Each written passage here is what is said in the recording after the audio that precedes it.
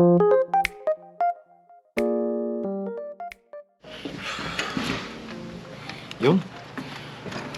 Gandang panahon, mahangin lang, hindi siya mainit.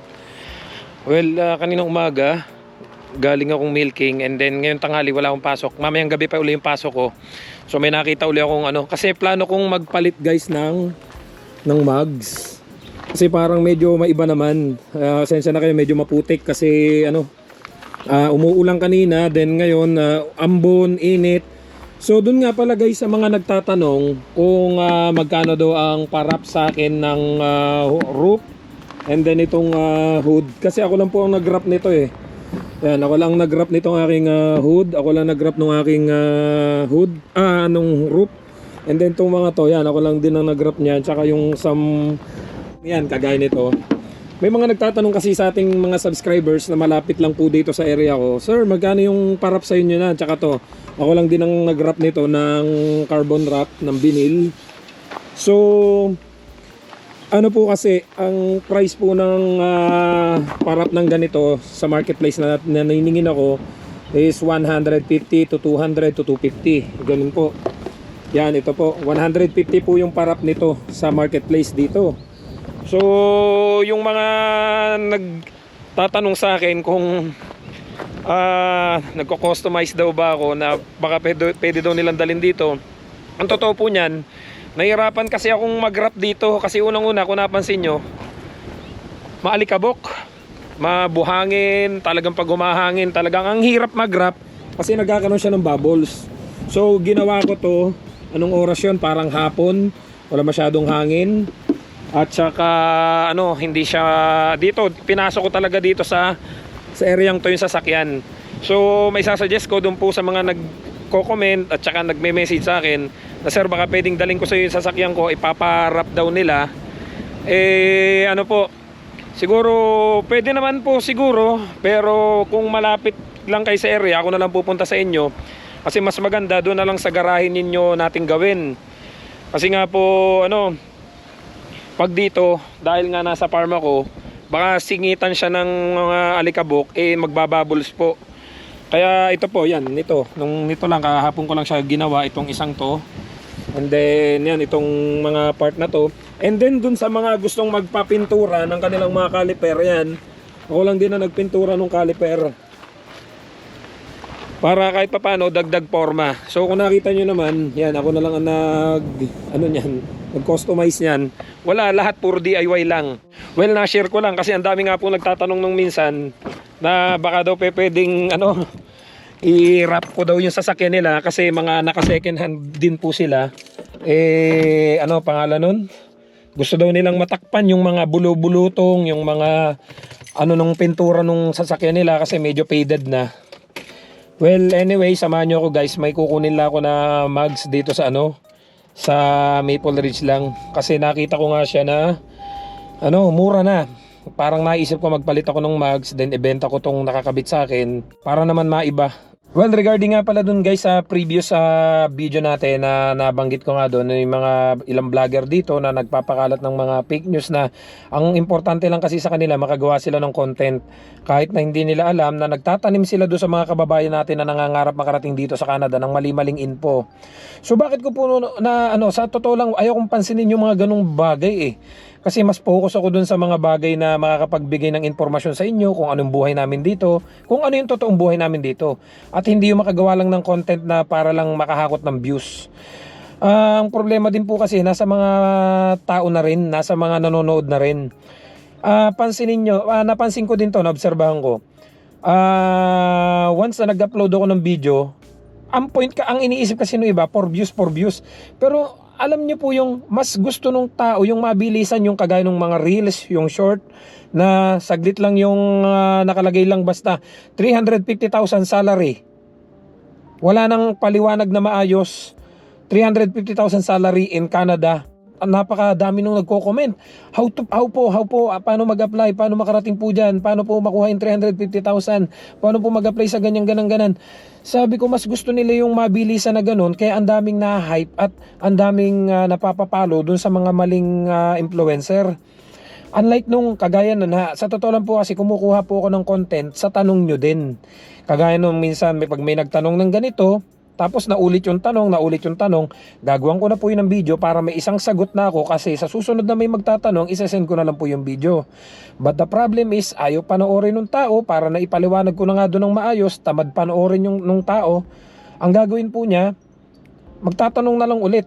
For example po to, ilalagay ko sa screen. Yung ginawa kong video na how to check immigration consultant if legit or authorized. Ang dami pa rin nagko-comment doon, even ginawan ko na siya ng video. Para nga hindi kayo maloko pag may nilapitan kayong konsultant, kung tama ba yung ina-applyan ninyo, kung tama ba yung humihingi sa inyo ng pera or kung sino man yan. Gumawa na ako ng video, nilagay ko na doon yung example sa video kung paano nyo i-check yung mga kadil yung consultant kung legit or hindi. Nakalagay na po doon, inilagay ko doon po yung RCIC number, nilagay ko na doon. Tapos chinek natin kung yung consultant ay legit ba, kung license ba.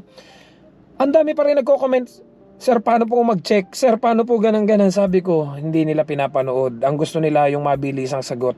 Ngayon, meron naman akong ginawa na video na how to apply in our farm. Ngayon, ang dami pa rin nagko-comment. How to apply po, paano po mag-apply dyan? Sabi ko, hindi nila pinapanood. Ngayon, bakit ko po ito naikwento sa inyo? Kagaya na lang po nitong nangyari sa isa nating subscriber. Ito, nag-message siya sa akin. Sabi nga niya, sir, good day po. Followers mo po ako. Pwede po ba ako mag-message sa inyo? So, paiksiin ko na lang guys kasi may pupuntahan din kasi ako eh. Sabi niya, pa-check po ako ng location. Dito lang po to sa Burnaby sa British Columbia. Sabi niya, ito po, ipapaano kasi puro ano na siya, hindi na siya nag-message eh. Puro voice message na lang. Kagaya po ito. Ipaparinig ko po sa inyo. Yung ano ko po, yung total ko na binayaran is $4,250 US. From fees, the processing, $2,700 US. Tapos yung aking Lamia is $1,550 US. Since February po ako nag-apply, may ano naman sila, may assessment letter, agreement letter, tsaka evaluation profile. Po-forward ko po sa inyo yung yung address nila sa diyan sa British Columbia sa may Burnaby. Yung address nila sa Google at tsaka yung nila sa application nila na ginagamit. So may isa po tayong kababayan, this is from Saudi Arabia. Nagwo-work siya doon and then may binayaran nga siya na $4,250 US dito daw po sa British Columbia. So nung na-send niya sa akin yung mga details, info, contact number, tinatawagan ko po ni isa, wala akong makontak. So gusto niyang puntahan ko yung opisina dito sa Burnaby. Dito lang siya, malapit sa Vancouver na lang po ito. So gusto niyang puntahan ko kasi hindi na niya alam ang gagawin niya. Ang laki na ng perang inilabas niya. So kung yun is $4,200 US, as in US dollars, tas may mga binayaran pa siyang iba dito. Napakahaba ng conversation namin eh. So kinokontak ko lahat yung number na binigay niya. Wala talaga akong makontak. Tinatawagan ko as in wala. So nung i-check ko din naman po dito nga sa yung RCIC number at saka check ko po yung mga sinabi niyang pangalan, wala din pong nalabas. So ano po nangyari? Naloko po si kabayan.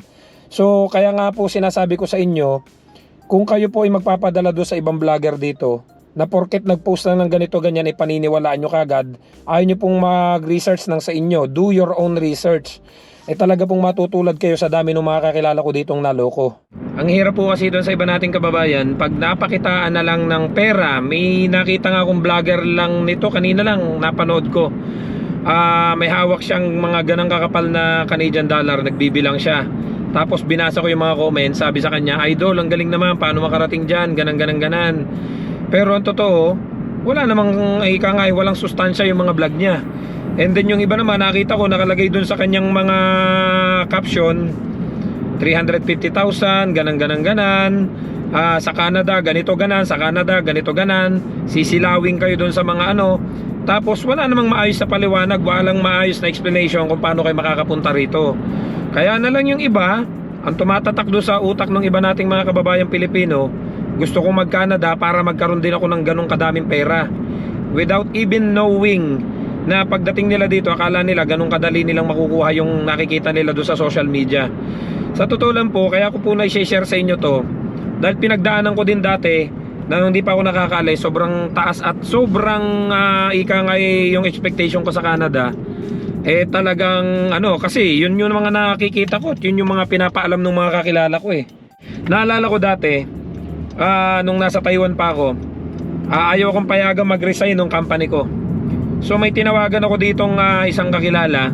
Sabi ko sa kanya, Brad, ayaw akong payagang mag-resign nung company ko. Ang sagot niya sa akin, takasan mo na, layasan mo na. Mababawi mo yan dito. Kasi ganito, ganyan, ang gaganda ng mga sinasabi niya. And then sabi niya sa akin, ako nga, pumapalo ako dito ng 220,000 per month. Sabi ko, wow, 220,000 per month. Sabi ko, malaki na yon. Sabi ko, ayos kasi sa Taiwan, magkano lang Parang di kami pumapalo ng 100,000 dun sa Taiwan isang buwan So 200,000 daw sinasahod niya, 220, ganan. So sabi niya, oo, pagkatapos ko dito sa isang trabaho, sa ganan, sabi ko, pwede ba yun? Oo. Ngayon, nung nakarating na ako dito, doon ko nalaman yung totoo. Yung sinasabi niya sa akin na 220,000, wala pala, walang katotohanan. Alam niyo kung paano ko po nasabi? Kasi nung dumating ako dito, nawalan siya ng trabaho. Then bumalik uli siya doon sa same company. Tapos nagtatanong siya sa akin kung paano makalipat. Sabi ko parang baliktad na. Siya yung nauna sa akin. Sa akin siya magtatanong kung paano makalipat. And then sabi ko, di ba sabi mo sa akin dati marami kang part-time ganan. Di ba sabi mo sumasahod ganan. Wala na siyang maisagot sa akin. Kulang at kulang. Umaasa pa nga siya sa iba na para makasurvive. Kasi ang mahal ng bahay niya $600. Tapos yung sahod niya hindi pa umaabot ng 800, 1,000. Mas mahal pa yung bahay niya. Sabi ko, ba't ganyan nangyari sa akala ko ba umaabot ka ng 200,000 dito sa peso? Bakit ganun? Sabi niya, sabi ko, asan na yung mga part-time mo? Wala naman daw. Tapos, sabi ko, wala. Kung totoo yung sinasabi nito sa akin noon, asan na yung mga 200,000 na yun? Marami pa po kung mga dito, mga realization. Masyado nang naroromantasize yung Canada.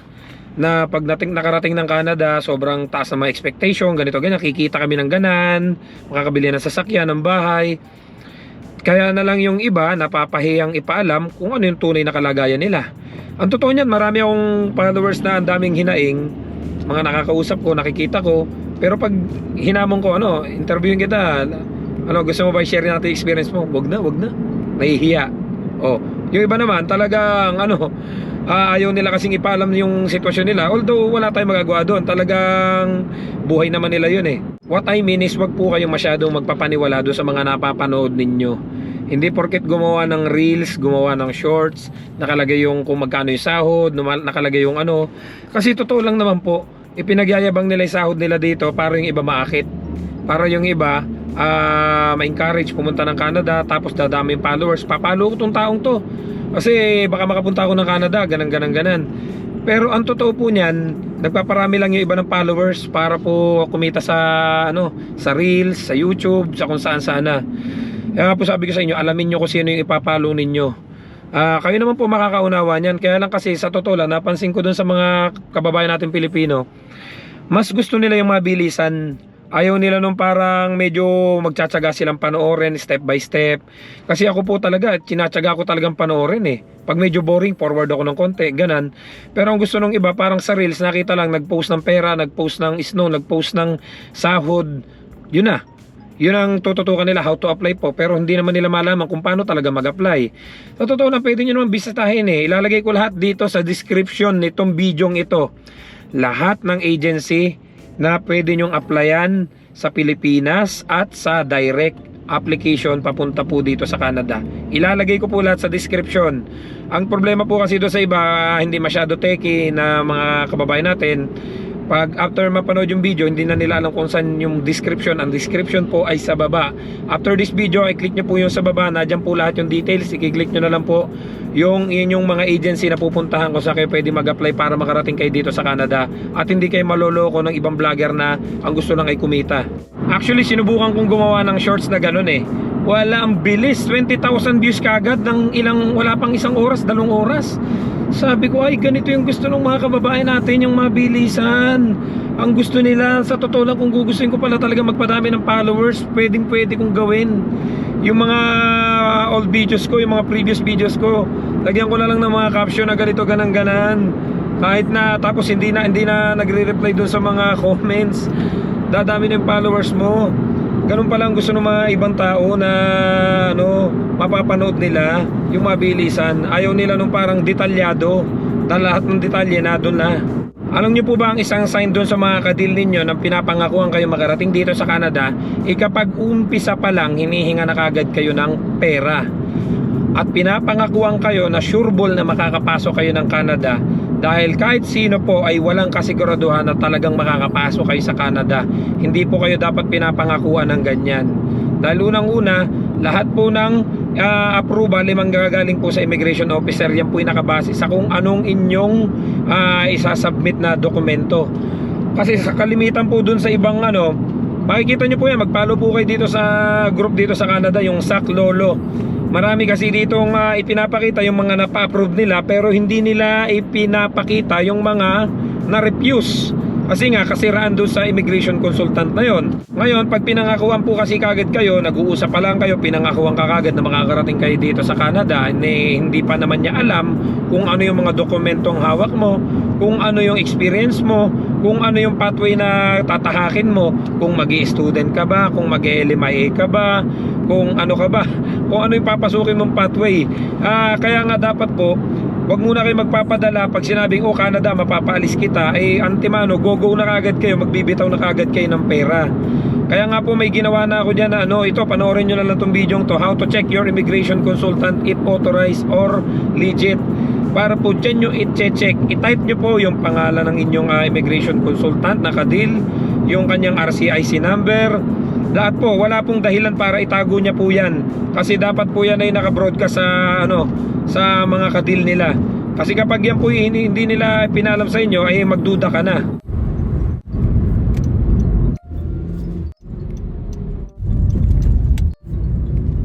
So medyo sulok tong bahay nung seller. Dumayo pa ako from Abbotsford to Maple Ridge. Ayan Ayan. Lapit na tayo. 591 ito. Layo.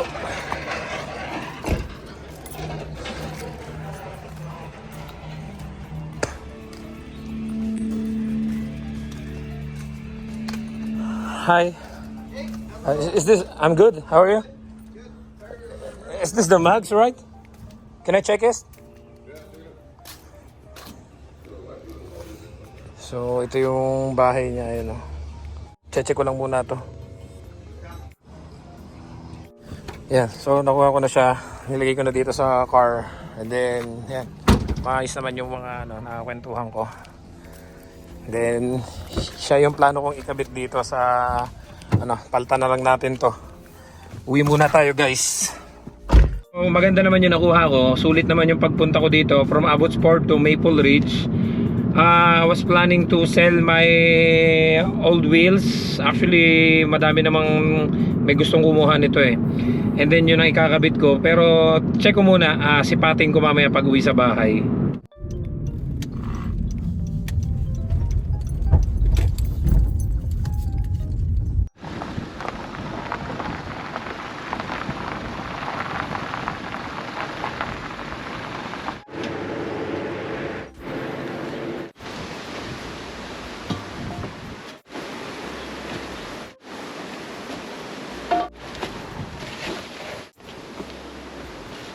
So bago guys matapos tong vlog na to, bibigyan ko lang kayo ng ilang tip kung paano nyo ma-check kung talagang legit ba yung mga kausap ninyo. Unang-una, kung consultant talaga yung kausap nyo, check nyo, hingin nyo yung RCIC number. And then pangalawa, wag kayong magpapadala kung papangakuan kayo na makakaalis kagad kayo, makakapunta talaga kayo dito sa Canada. Yung may kasiguraduhan, pinapangakuan po kagad kayo ng ganan. And syempre, pangatlo, check nyo din talaga kung may mga napaalis ba yung mga kausap nyo. Kasi may mga kasama din ako dito, even tong kasama ko dito mismo sa farm. Naloko na to before. Bale, isa sa kanya is yung doble na Lamiya. Lamiya ng iba, and then ang ginawa, inedit lang, and then isinend sa kanya, oh may Lamiya ka na, may LMIA ka na. So marami pong mga ganong klase ng pangyayari. May mga dati na po akong ginawa na mga taong naloko, na ginawa ko na ng video, yung mga nadalhan ng 250,000 NT, so nasa Taiwan pa, and may mga ibang nag-message din sa akin ng mga naloko na, kaya nga tinuturuan ko kayo kung paano mag-check ng legit consultant, yung mga authorized consultant na talagang registered. Tapos ang gagawin nyo naman po, ayaw nyong panoorin yung video, mas gusto nyo po, mas nakatuto kayo doon sa mga tipong mas gusto nyo po yung mabilisan po ba, ayaw nyo po ba ng tiyagain na kahit utay-utayin nyo pag may time lang naman po kayo. Ang gusto nyo po kasi is parang sabi nga iba, easy money, mabilisan, spoon feed, kaya yung iba po maraming naloloko. So hanggang dito na lang muna guys, papahinga na ako kasi may pasok pa rin ako mamaya. So see you guys sa next vlog. Don't forget to subscribe, like, and share this video para kahit paano magkaroon ng idea yung mga nangangarap makarating dito sa Canada at hindi basta-basta naloloko. So see you guys sa next vlog. I love you all. God bless. Bye-bye.